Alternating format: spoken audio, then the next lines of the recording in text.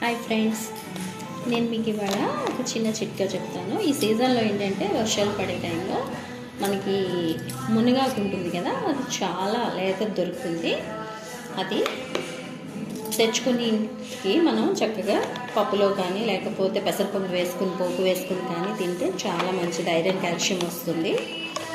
అయితే ఇంకోటి ఏంటంటే నేను దీనికి మీకు ఒక చిన్న టిప్ చెప్తాను, చిట్కా అన్నమాట.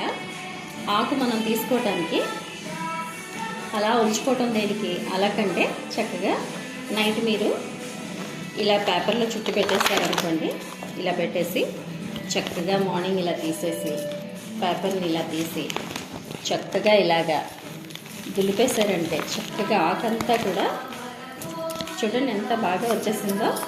మొత్తం జస్ట్ ఇలాగా అనేస్తే ఆకు మొత్తం కూడా దులిగిపోతుంది. మీకు చూడండి మొత్తం ఆకంతా పడిపోయింది.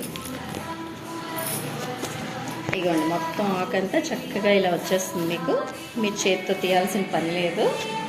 అండ్ ఇంకోటి ఏంటంటే ఈ సీజన్లో ఇది బాగా దొరుకుతుంది. తెచ్చుకుని ప్రతి ఒక్కళ్ళు కూడా తినండి ఖచ్చితంగా. ఐరన్ కాల్షియం ఇందులో పుష్కలంగా ఉంటాయి. మనకి దీనిలో కావాల్సిన మెయిన్ ఏంటంటే లేడీస్కి చాలా మంచిది మునగాకు.